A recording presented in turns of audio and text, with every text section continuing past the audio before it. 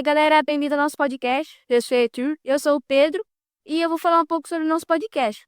O nosso podcast é mais do que entreter, mas sim, é, mas também aprofundar nosso conhecimento sobre o nosso esporte. E hoje temos um convidado muito especial, o nosso treinador. Primeiramente, queria parabenizar a escola, vocês, o professor também, tá? Estou aqui à disposição para agregar no trabalho de vocês, parabenizar também pelo aluno, pelos meninos da melhor qualidade que vocês estão. Estamos aqui para a gente bater um papo descontraído. Estou à disposição para tirar todas as dúvidas e vamos lá. Tamo junto. Um prazer, rapaziada, e acompanhe que vai ser sensacional hoje com esses meninos. Aí, tamo junto no Senado. Ó, vou fazer 3 perguntinhas. Bora lá. Ó, já parou pra pensar em como o futebol evoluiu ao longo dos anos?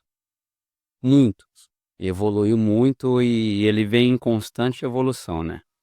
Hoje, antigamente, o futebol em si era mais parado, mais qualidade. Hoje já é mais intenso, mais físico, mais cuidado. Ele vem se tornando cada vez mais profissional. E não só dentro do futebol, em todas as áreas. Nos estudos, se você se capacitar, treinar, repetir, ter paciência, as coisas vão crescendo a cada dia e a gente vai evoluindo. E o futebol, cada dia, cada ano que passa, ele vai crescer cada vez mais, porque hoje se tornou um case de sucesso mundial, onde atletas valem milhões, famílias são transformadas, então o futebol ele vai sempre estar evoluindo passo a passo. Como que as táticas modernas estão mudando o jogo? Cara, tudo depende do treinador, da metodologia do clube, dos atletas que ele tem em mãos. Tem, hoje se joga 4-4-2, 3-5-2. Depende de cada treinador quer mais atacar, quer mais defender. Então tudo depende do atleta que ele tá no elenco e a forma que o treinador trabalha. Sim. E você, qual tática você gosta assim no time olhando ali também? Aí que depende de como tá o jogo, né? Que time que você torce? Palmeiras. E você? Corinthians. É, Você, na última perguntinha aqui, ó. Qual que é o impacto dos ídolos de hoje comparado aos de antigamente?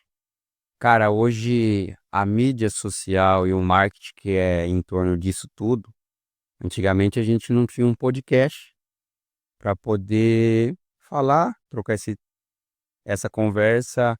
Hoje a rede social é muito forte, então o atleta tem uma imagem também muito forte, então uma imagem pode ser benéfica ou não também, entendeu? E hoje, cara, hoje se tornou tudo business também. E você vende sua imagem aqui. Para mim, eu sempre bato na mesma tecla. Aqui na nossa cidade a gente tem referência como Alexandro, que é uma imagem sensacional, como Alan Patrick também, que hoje é um dos melhores 10 do Brasil. Então, antigamente não tinha esse acesso tão fácil. Hoje vocês em celulares, todo mundo vê, todo mundo sabe o que está acontecendo. Hoje a gente tem notícias a todo momento, em todas as horas do Brasil e fora do país. Então, o futebol hoje está muito bem visto, muito bem vendido, entendeu? E dessa forma só tem a crescer, da forma positiva e da forma negativa também. Hoje eu trabalho com atletas e eu ensino muito eles. Você posta o que você é, então seja uma boa pessoa, posta coisas boas, entendeu? Passa uma imagem boa que da imagem boa você se torna uma imagem vencedora também. Sim. Então, Matheus, a gente sabe que o futebol não é só físico, é mental também. Então, como você lidou com a sua preparação psicológica antes dos jogos? Antigamente, a gente era mais restrito à era digital. Então, o nosso foco era um só: ser atleta profissional, focar aquilo ali, vir para nossa família, mudar as situações da nossa família, dos nossos familiares. Então, a gente se apegava muito com Deus. Eu trouxe isso para mim também. Antes dos jogos, louvores, aprendi a ler, que foi importante no meu desenvolvimento em concentrar. Hoje a gente está vendo que a gente está vivendo uma era de jovens, de atletas desmotivados, que hoje quem está crescendo é a área da psicologia, é a área mental, que trabalhar o motivacional.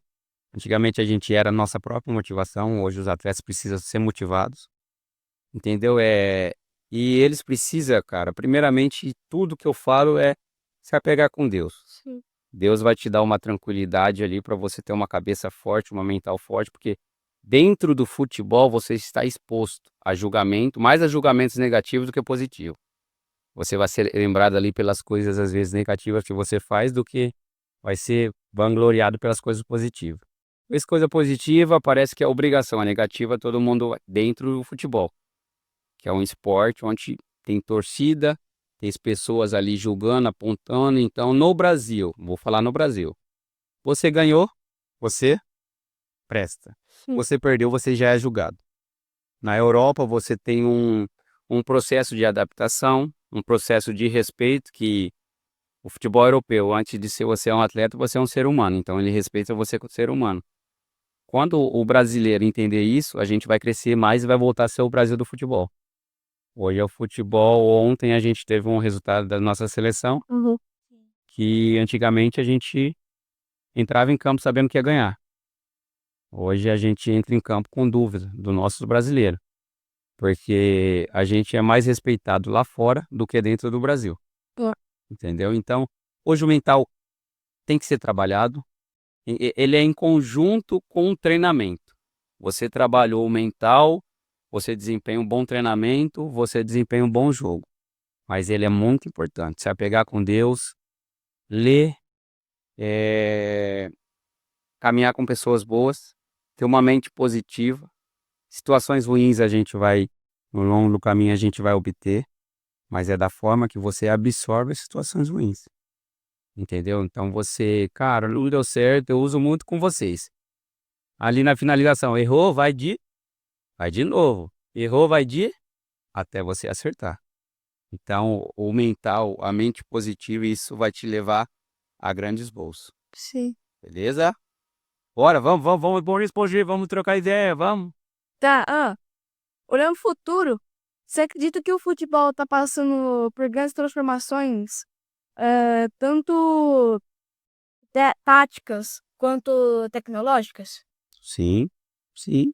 Entra naquela pergunta que eu te falei. Hoje o que se envolve dentro do futebol, ele é um business, ele move. O futebol é um espetáculo. Nos Estados Unidos, hoje o basquete se tornou um evento. E o futebol é isso também. Então ele, dentro de um jogo do futebol, vamos lá, ele ajuda o tiozinho da pipoca, o carrinho do sorvete, o cara que vende o cachorro-quente, a bilheteria, ele move um comércio inteiro, Sim. entendeu? Isso eu tô falando em jogos de pequeno porte. Aí vamos colocar dentro da Série A, dentro das seleções. Então o futebol ele vai crescer a cada dia. Dentro do futebol hoje os atletas são os artistas, certo? Então ele dando um grande espetáculo, vai atrair muitos públicos, vendas de camisa, envolve muita coisa e ele vai crescer a cada dia. Eu vejo que o futebol ele nunca vai parar, ele sempre vai crescer, Sim. se estruturando, dando um suporte legal. E por quê? Toda quarta e domingo a gente para na televisão para assistir futebol. Sim. Hoje futebol é em todos os canais da UFE. Então a gente tem esse acesso fácil para poder a gente ver, para poder a gente usufruir que é o futebol. Sim. Então, Luciano, agora a gente tem umas perguntas rápidas para você responder. Bora, Bem rapidinho. Futebol, você prefere ataque ou defesa? ataque. E o melhor estádio que você já jogou ou frequentou, qual que foi? Melhor estádio que eu já joguei, que eu frequentei, foi o estádio da Copa que sediou a Copa do Mundo, Arena Pantanal, que eu fui campeão estadual lá. Sim.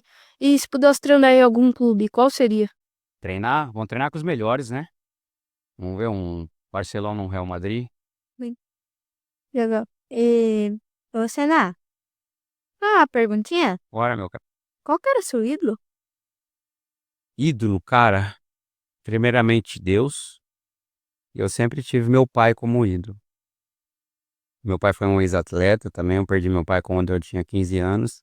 Meu pai sempre foi minha referência dentro de tudo que eu vivi. Então, onde eu ganhava força era no meu pai, onde eu ganhava força para poder desempenhar o meu melhor era no meu pai. Então, meu pai sempre foi o espelho que eu um homem íntegro, um homem de família, um homem que sempre nos deu do bom e do melhor. Então, foi esse que eu via como um ídolo. E dentro do futebol ali, Ronaldinho Gaúcho, gosto também. Gosto do meu futebol, que eu era meio atacante, então gosto do meu futebol.